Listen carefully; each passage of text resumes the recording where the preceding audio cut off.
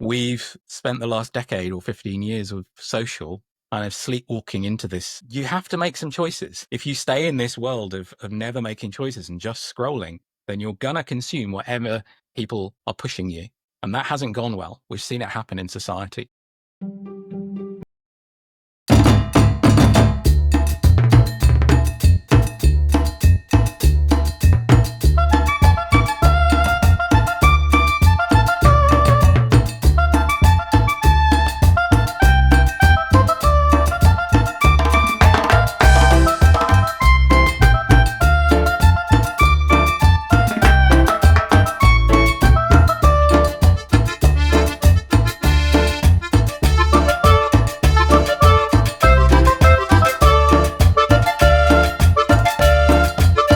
And as a blogger and a public speaker, he enjoys unpacking new technologies to inspire others to try new things. Welcome, Andy. Hi, Kathleen. Thanks for having me. I've been following Mastodon, and I really love what Mastodon is set out to do. Before we get into the details, perhaps if you can share with us what's that one thing people think it's true, but it's not so in the field that you're in. Okay, well, I think one of the common things that people have heard about Mastodon perhaps is that it's somehow, because it's different, it's somehow difficult. And that is, I believe, not true.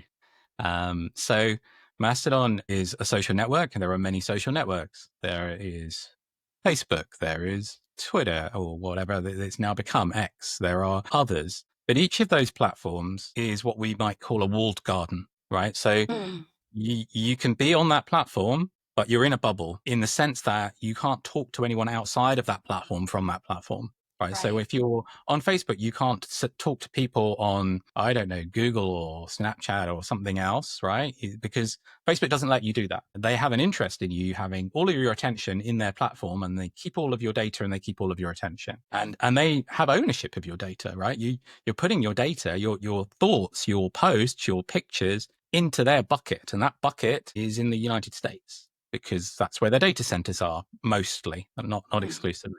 And it's all owned by them, and it's being used to train their AI models. So what that doesn't let you do is move away from Facebook or whatever other platform. I'm not picking on one. A lot of these social networks have a vested interest in you having all of your life in their bucket so that they can mine into it and see what's going on and make sure that they can send you advertising that relates to your interests. And what Mastodon does, and what the broader network that we call the Fediverse does, is say, we're going to not be a walled garden. We're not going to stop you from escaping. We're going to be part of a much broader network. And that network is built on something that we're all familiar with, and that's called the web, right? So it's part of the social web. And what we mean by the social web is we are extending the technologies that support your web browsing, but with some new technologies, some protocols, a protocol called ActivityPub.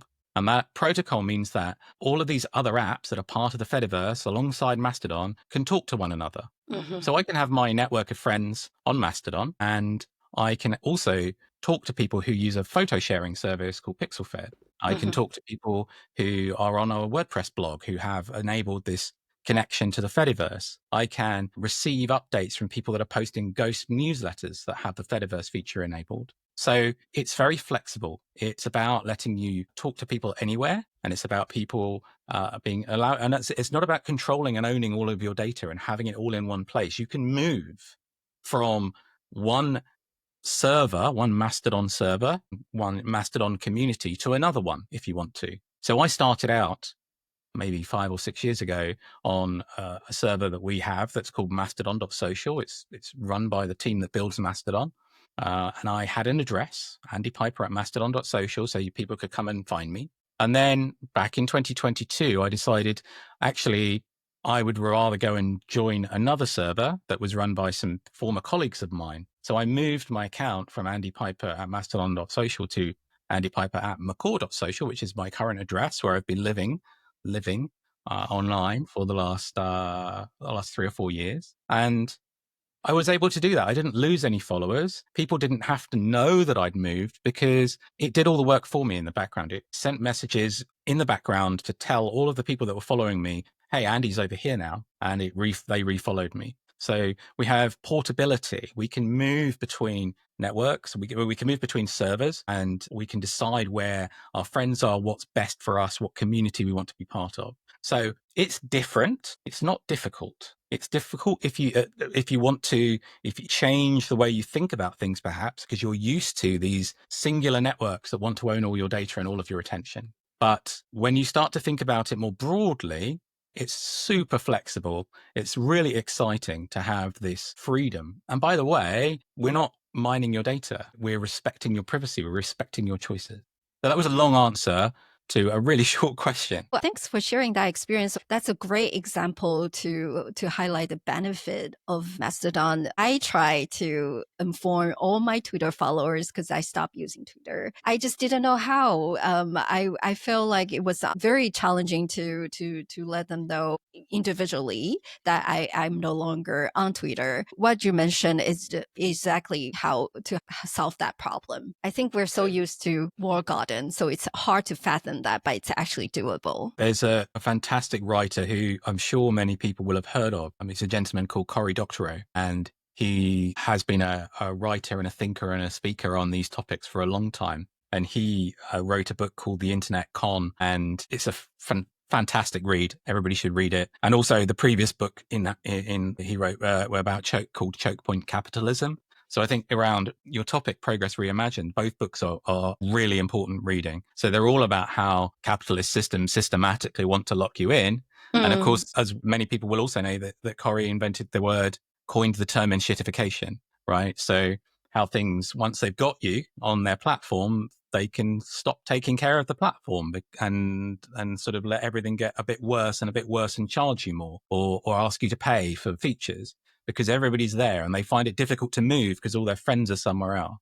So Cory writes about the way of breaking big tech or breaking into these networks being something called what he calls adversarial interoperability. So forcing these platforms to let their users move their data, move their networks, go outside. And that, in principle, could have a really good effect on those platforms because it could introduce competition. It could introduce the need for them to actually compete with one another and get better, rather than just saying, no, we've got all the users. They're all in our walled garden. We're going to keep them now and everything's going to get worse. And we're just going to milk them for their money and their data. And that's an uncomfortable position, right? And unfortunately, we've spent the last decade or 15 years of social kind of sleepwalking into this position because we're lazy. Humans are lazy. Humans are like what's familiar to them. Things that are challenging or different, a bit uncomfortable. Don't have the time with that. I'm a bit scared of it. I don't really want to get used to it. I'm much more comfortable with my scrolling through whatever. You have to make some choices. If you stay in this world of never making choices and just scrolling, then you're going to consume whatever people are pushing you.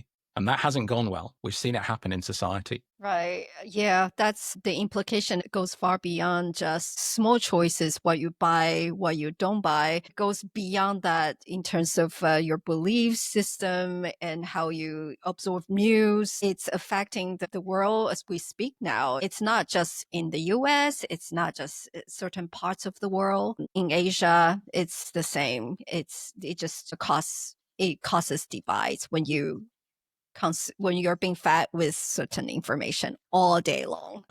I know we're going down a social conversation path here, but I think that, and a cultural one, but I think that also we learn best when we're challenged, when our beliefs are challenged and we have to adapt. Humans learn by growing, adapting, discovering new things. If we're only being shown the same stuff, we're never growing as individuals. Right. For me, I believe the internet is one of the greatest human endeavors and inventions because it's been invented in my lifetime, more or less. I mean, it was the internet, the technology underlying was invented just before I was born, but the web has been invented in my lifetime. And through the web and the social web and social networks, I have now been able to sit having a conversation with somebody who is based in a different time zone in real time, visually, having a rich conversation, understanding about one another's backgrounds and culture, because we've had those conversations and we come from different parts of the world and we come from different originating mindsets that we might have been taught. This is wonderful. This is humanity. This is people. This is us learning about one another and growing. This is wonderful. We should value this. We should not be put off by things or people or ideas that challenge us. We should embrace them. We should learn from them. We should synthesize new ideas from them. That's what humans are good at. That's what AI is not good at. AI only knows what it's already seen, right? Because it's learning from this big pool of data. And we're now going down an AI conversation instead of a social networks conversation. But humans and creatures, like biological creatures, have to learn and adapt every day to their surroundings. And that is one of the most exciting things about life. And there are so many things to unpack there, like competition you mentioned, and going back to from the first, because it's just such a fascinating conversation so far. First of all, like the people mistakenly thought that new type of different social media is gonna be difficult, but it's not. And then two is that social media needs competition. The war garden that we have been kind of being in, it needs competition to improve the way we absorb information, to improve the way we interact. And three, it helps us to learn, like what you said. So to just really simply summarizing your points so far, those are so important. And I think a lot of things are being underlooked because people are, like what you said, we connect, we find each other on in the digital space, and all of a sudden our world opens up. And we feel connected, and we see so much of humanity being in the space. But Arab Springs, Right. it was all the wonderful things, but then Right. it took a really dark turn, right? Completely.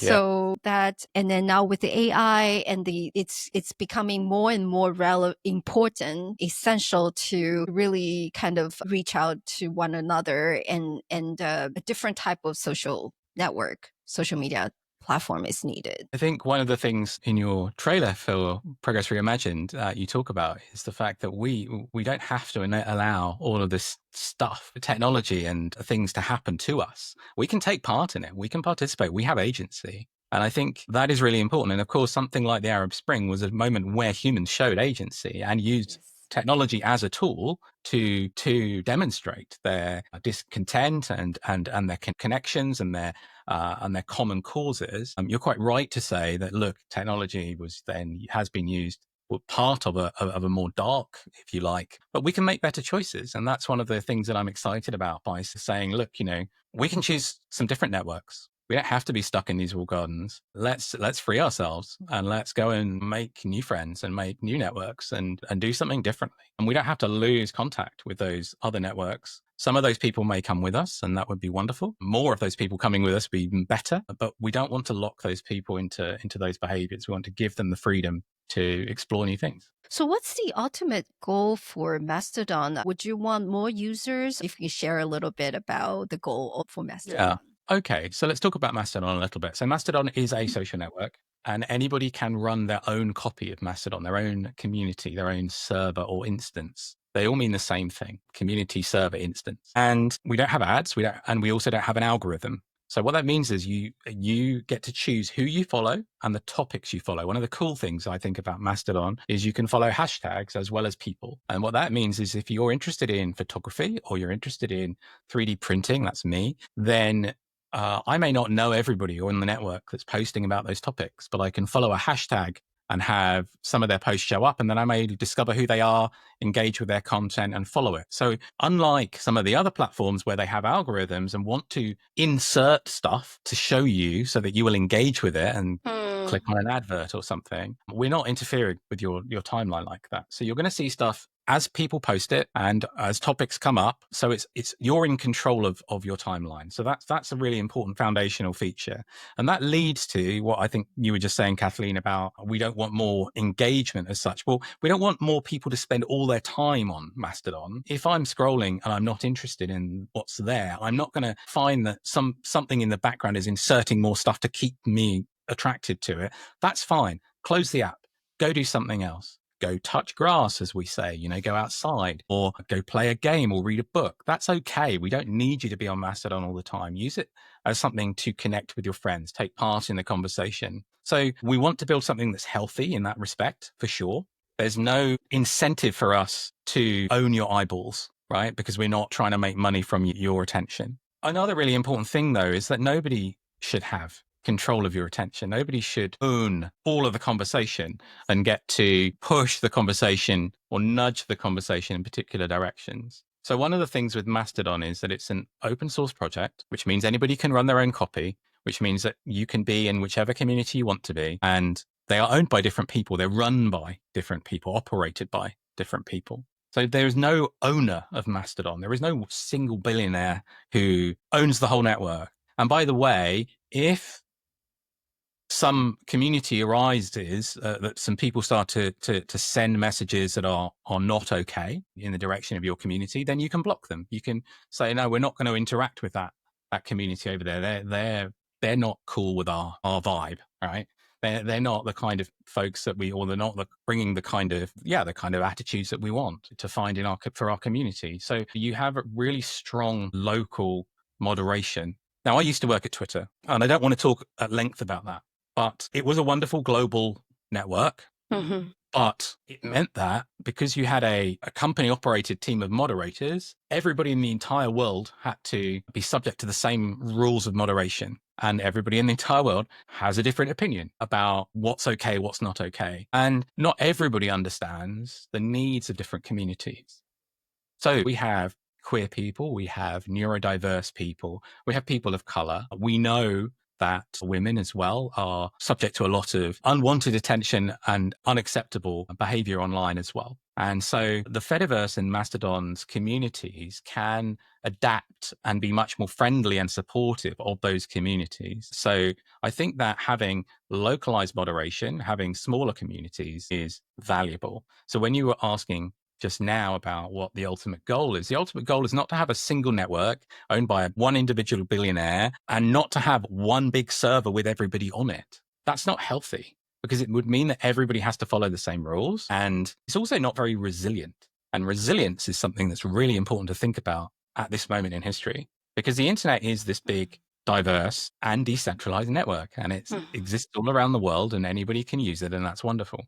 But large chunks of the internet are hosted in one or two major countries physically. Now, what if one of or two of those countries become hostile, break trust with others, decide to restrict access to networks or data or parts of the infrastructure? That's not very decentralized. That's not very helpful. That means that there's a single point of failure. That means you suddenly Facebook has gone down, for example, for everyone worldwide or for everyone in a large global region. So having smaller networks that are more local gives us a lot more resilience in the network. And it also gives us more ownership of the data. So we know where our data is stored. We know the legal rules that the person running the service needs to follow with that data, and we can be more secure in that knowledge. It's such an interesting point you mentioned about resilience, because having a central point of failure, it's not just the obvious a network not working. Having one central platform where everyone uses, it also means that you can easily manipulate the opinion of everyone on that platform. And that's something that's not as visible as other things that when network goes down, it's not working, everyone notices. I feel like it's having that resilience is so important. And that goes beyond like having a central point of failure, but it's actually everyday information that you get. That having a distributed network, it means that you actually can have a choice of what you see. Exactly. And so choice is really fundamental to our goals, giving people choice, giving people freedom, and enabling them to have safe conversations with their friends, wherever they may be. The goal would be for, of course, there to be many Mastodon communities all across the world. Mm-hmm. And for there to be many other Fediverse communities across the world that run on the same protocol that anybody can talk to. So we are a short text service. You can upload some photos, you can upload a short video, but broadly speaking, Mastodon is for short status updates, similar to something like Twitter. There may be other services in the Fediverse network that are dedicated to video streaming. Like there's one called Owncast, which is kind of similar to Twitch. You can run your own copy of Twitch. There is PixelFed. There is PeerTube for your video, which is similar to YouTube. There are a ton of great services, and the people building those services want to build a really great service for that thing, photo sharing or video sharing or live casting or whatever it might be. We're not trying to build the everything app. We are not trying to do that. We don't have to, because there are other things in our network that our users can, people who use Mastodon can already use and interoperate with. And that's a good thing. It means we don't have to spend time being distracted by, we need to bolt in group chat and encrypted and direct messaging and video and all these other and shopping or whatever. There are other apps for that. Go use them. That's fine.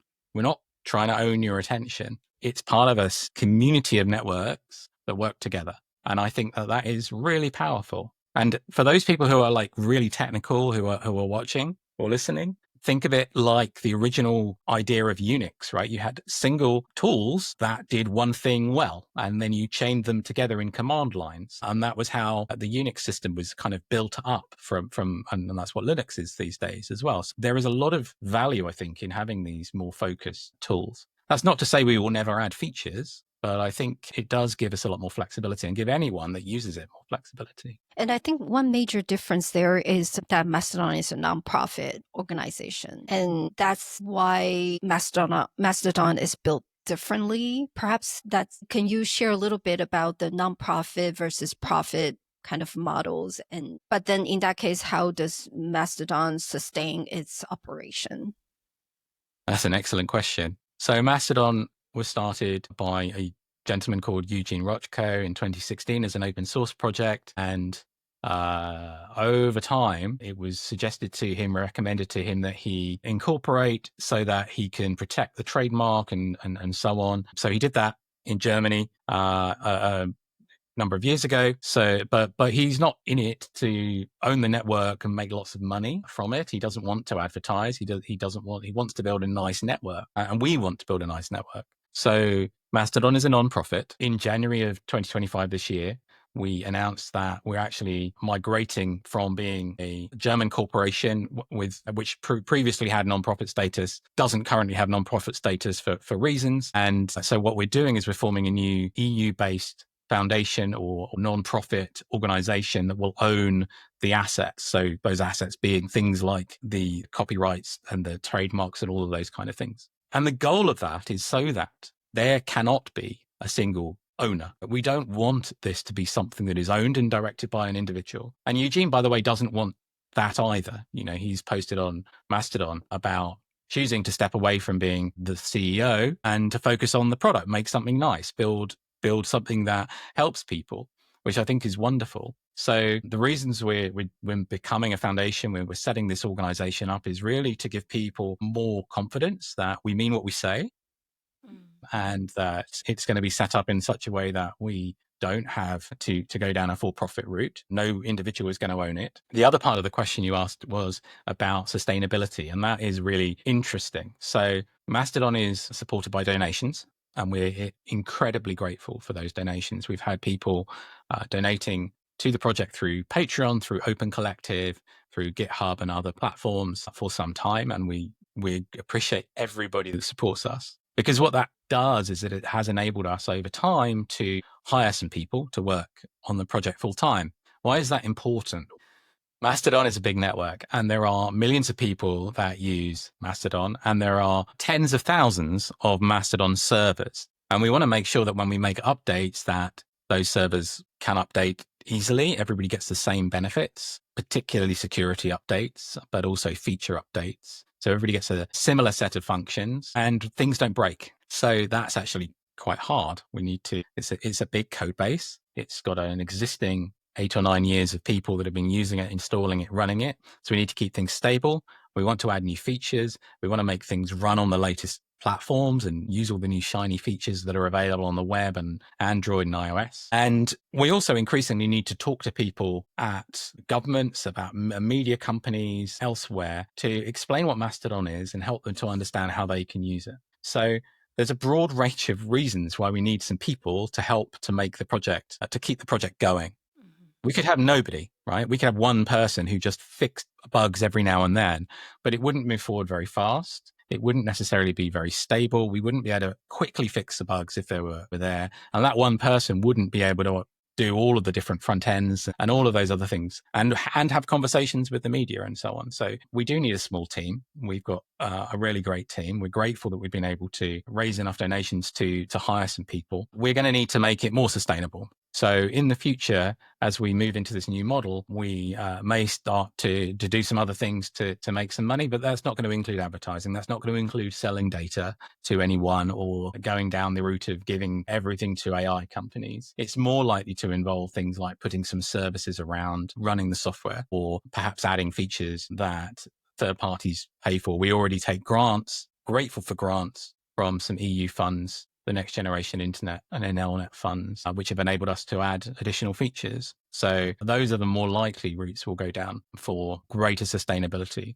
But we definitely want more users, and we definitely want more users to donate to the project and also donate to their instance owners. So help the community that you run to sustain itself as well. In my conversation with the Tor project, my guest Pablo mentioned about subscription. We subscribe so many things. We can probably unsubscribe some of the entertainment that we use on a regular basis and actually pay for things that matters. Actually donate as a kind of thinking of it as a subscription type of model, because services like Mastodon and those servers supporting Mastodon are kind of digital infrastructure that are so important, right? And it's something that you should want to pay for because you want to ensure the security and the openness and all the benefits that you mentioned earlier. Yeah, I think for sure it is infrastructure. And when I talk in particular to public service entities, one of the things that I've talked about is that very often you run your own email and you run your own website. So why aren't you running your own and hosting your own social media voice? What happened with Twitter was, and I blame myself, because I was there. We made it so successful that lots of governments created accounts and started having these global conversations and meaningful conversations. And we would very often see messages from that network in news stories because some politician in some country had said a thing and that tweet was posted in the news story, which was great at the time, of course, for that platform. But then come back to the adversarial element. So then when the ownership changed, things went in a different direction and the new owner started to attack those same politicians on the platform that he owned, that they couldn't get away from. Yes.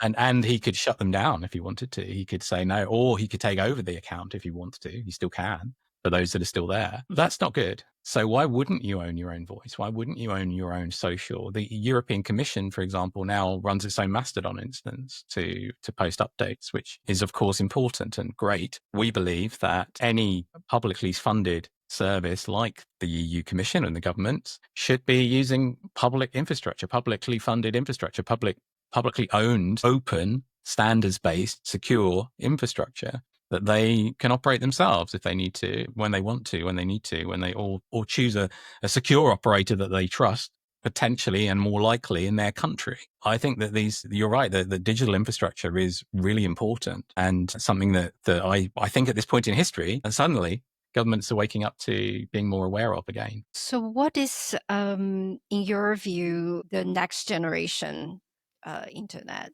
You talked about resiliency, no central control, well, no a central point of failure, and you own your data. If you can kind of share a little bit about your vision for better internet and what are the pathway to achieve it? So I think you've just touched on a couple of them. So infrastructure is part of it, right? So making it more real that the internet is more distributed and more diverse and more resilient. Having the ability for countries to own their own destinies, whether that's at a country level, organization level, individual level. I think that it would be great in the future for individuals to be able to stand up their own local services and interoperate with others more easily. I don't know what that looks like. I think that what the Tor team you mentioned are doing is really important in that context. One of the challenges is regulation, and that is a challenge that comes up in many countries.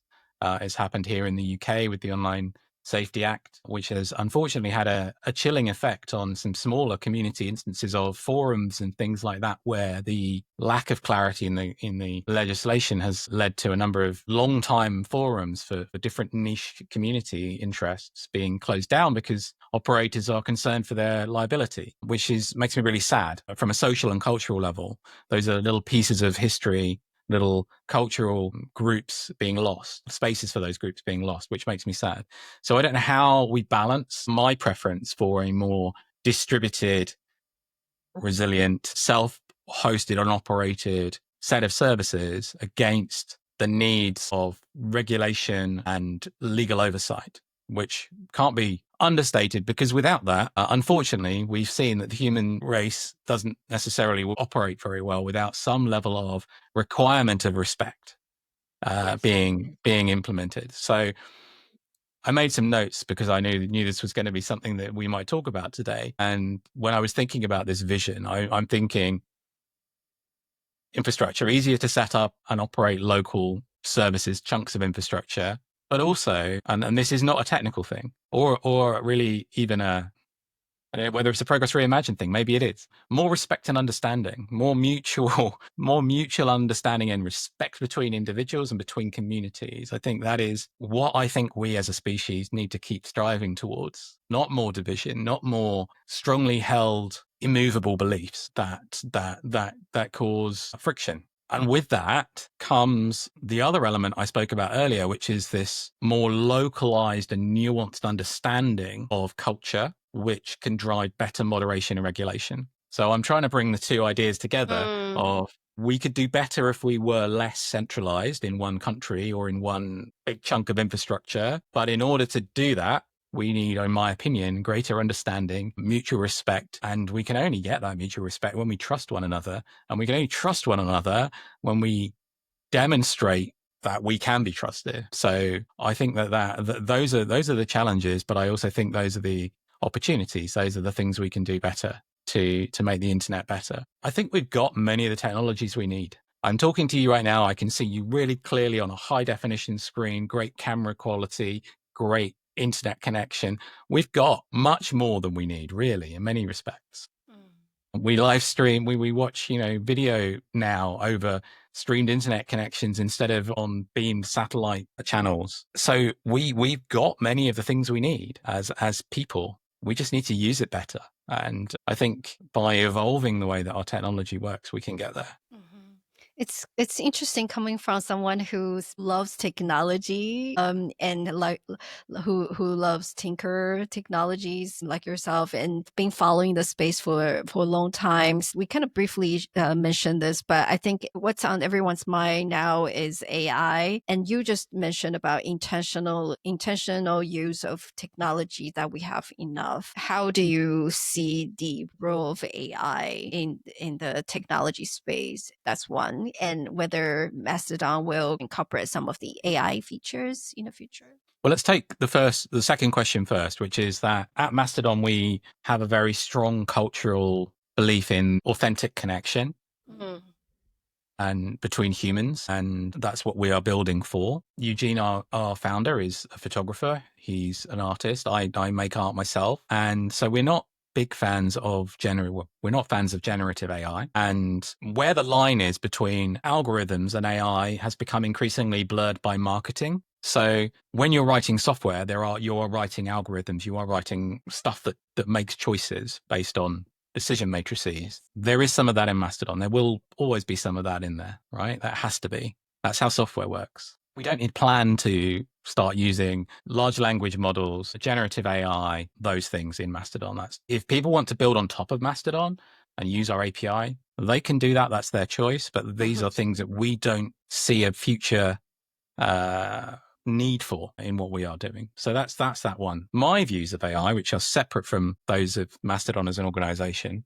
I'm a tinkerer. You've quite rightly said. In my room here, I've tried to clear my background of all the wires and things. But right next to me, I have a box of cables, of things, gadgets. I am one of those guys who collects all the fun toys, and I admit to that. And yes, I do love messing around with things. And I'm a science fiction fan.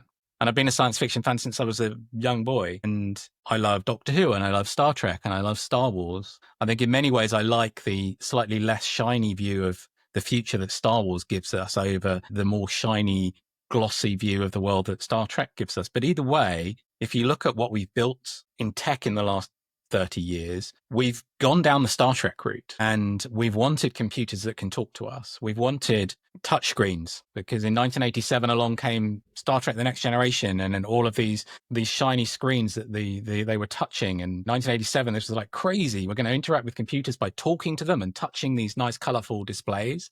Mm-hmm. Hey, we're doing it, right? Mm-hmm. We've built it for ourselves because the sci-fi writers told us that this was where we were going to go, and therefore we built it. In order to do that, we've made systems that have stolen large chunks of other people's property in terms of their writing, their art, their materials, their creativity, put them into big databases, into these big data models. And I have a problem with that. I'm not sure how I feel about that. There's a point at which ancient writings or 100-year-old writings, copyright is broken, right? There's a problem with the level to which you can reuse all that data. And I don't think it's okay to just start saying something that a human writes today is of no value. It will just go into the big data model for AI immediately. It could be really valuable. It could be a novel that person deserves to make an income from. So I think those things are problematic. The other thing I have a real problem with is talking about having enough. I think what we're doing at the moment in tech is we're building systems that need more energy and more resources and more minerals than we have. We have people on the planet who are malnourished, who don't have enough water, and we're using water to cool big data centers. That I am a beneficiary of. Right. I sit here using systems right now that are doing all those bad things I'm talking about. So I know I'm part of the problem. We need to be more thoughtful about this, because this is not good. This is not good. That actually where the money is going is into building better GPUs to run in data centers to run AI models. Do we need them? What do we? There's a point at which the line blurs between what we need, and we're impatient. Humans are lazy and humans are impatient, and we've been taught to be impatient. We've been taught that we deserve the thing and we deserve it now or within the next 10 seconds, or we should move on. I strongly believe we don't need to be like this. So yeah, I have some concerns, and I've just shared them with you. Mm-hmm. I appreciate that. I also feel very concerned because I also, of course, love technology. I'm also a sci-fi fan. And just thinking, I love technology. I am blown away by the power of AI. And at the same time, it comes to a point that how much do we want to use AI? How much do we need it?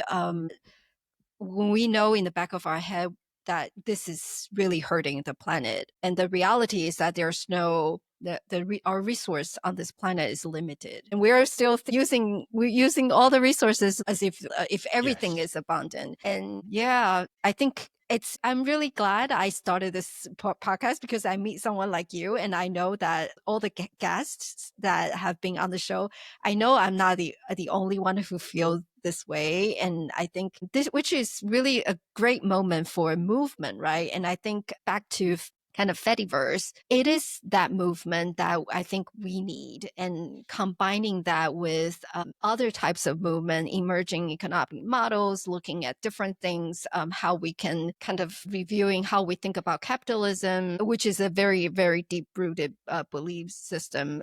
Mm. And kind of re-examining the whole thing, how we think about things. Yeah, I think there's an unwillingness to look the problems in the eye, and I extend that to myself. Very frequently look away from the problems because they don't suit my lifestyle, and I know for sure I can't claim to be somebody who's better than anyone else because I have these thoughts, or because I do the same things. I do think we need to think deeply about them, though. And certainly my journey as a technologist, my degree was in history, but I've always taught myself and loved tech and sci-fi and the things I've just spoken about. And I feel after a period of time that I feel a bit let down by what my industry and what we as a species in that industry have done. For sure, the Twitter acquisition was a huge turning point in my life, not just because of me losing my role there, but it's really made me reevaluate a lot of things. And I think that I've been part of the Fediverse. I've been using Mastodon since before I left Twitter, but obviously I've become more immersed in it and it's become more a part of my life. And I discover and find people who are part of that same mindset and that same tribe and that same sort of different way of approaching the world and thinking differently and wanting to be more respectful of both each other and the planet. And that's really meaningful. And that's given me a little more moments, many more moments of joy than I would have had if I had just spent the time despairing about the state of the world. We should definitely be despairing of some things. But going back to your introduction to Progress Reimagined, we should also embrace the fact that we have the agency. We are humans. We have the opportunity to build something better and do things differently. And I think we need to hold on to that. And we should transmit that to each other because that's how we keep moving forward in a positive way. Right, right. I think this is a good timing to talk about what kind of advice you have for anyone looking to reimagine progress in the tech space. I think Mastodon is one, Fediverse is in combination of all the services you mentioned. It's not just one single social media platform now. It's a federated space.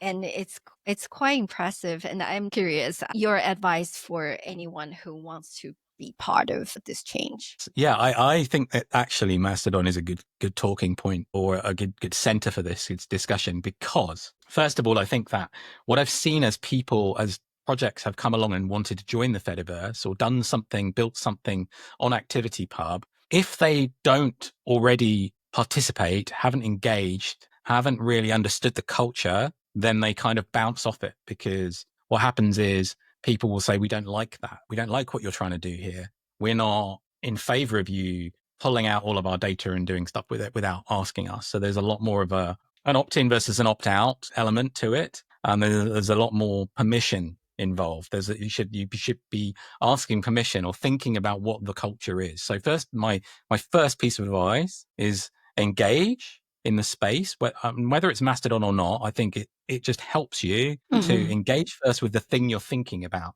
going off and disrupting or doing stuff in, researching the culture and the behaviors and getting to know what's going on there. And I think that should apply across, any industry or any area. And the other thing I think is really important is that we've been taught as capitalists, as good little capitalists, we've been taught to have our idea.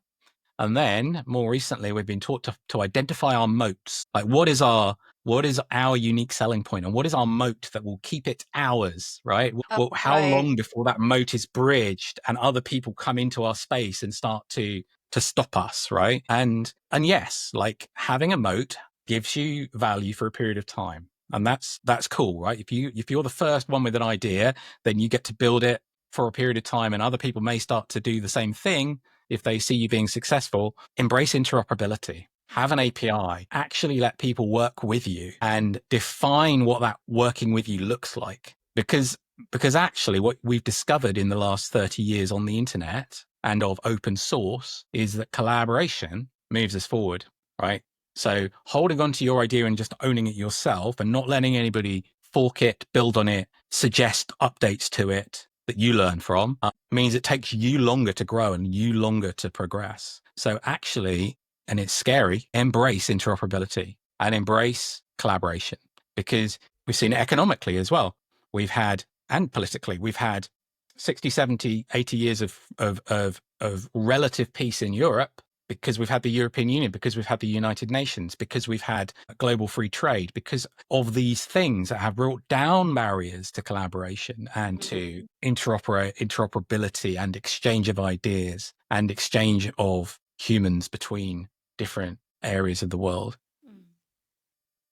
It's scary. And every 100 years or so, in my history degree experience, humans get scared at scale and put up all their barriers again.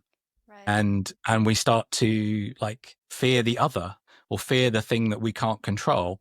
And we should be, of course, I'm not saying humans should never be scared of anything. We should all be aware of our own personal safety and our own boundaries. But big picture, well, you move forward more successfully, more quickly together. And when we respect one another and help one another and care for one another, research, engage in your field and embrace interoperability and care for one another. Thank you. So if someone wants to find out more about Fediverse and want to connect with, learn more about you, connect with you and Mastodon, what are some of the best ways to connect? I'll put them in the show notes. Yeah, thanks for asking. So I have a website, andypiper.co.uk, which has got links across to other bits where you can find more links to more stuff. My Mastodon account is andypiper@macaw.social, MACAW, like the parrot. And that's where I live on the Fediverse. If you're interested in the Fediverse and you're listening to this or watching this in time, then we have an event called Fediforum, which is an online event. It's an open space.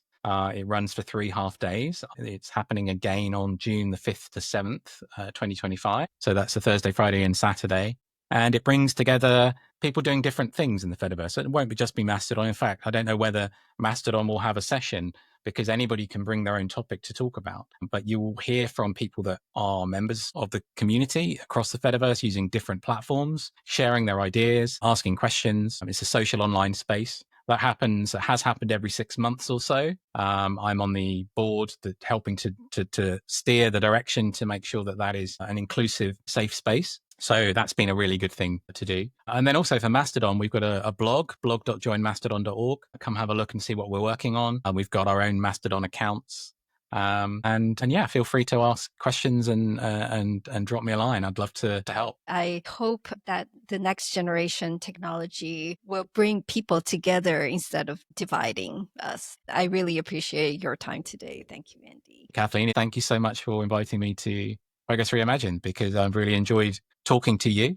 I've really enjoyed following the show. It's really fun to hear from other people about their particular areas and how they think about the world. Thank you, Andy. Today's conversation with Andy gives us so much to reflect on. What truly resonated with me was Andy's emphasis on human connection and agency in technology. In a world where we often feel at the mercy of algorithms and engagement matrix, the Fediverse offers a refreshing alternative, one that puts choice, community ownership, and authentic interaction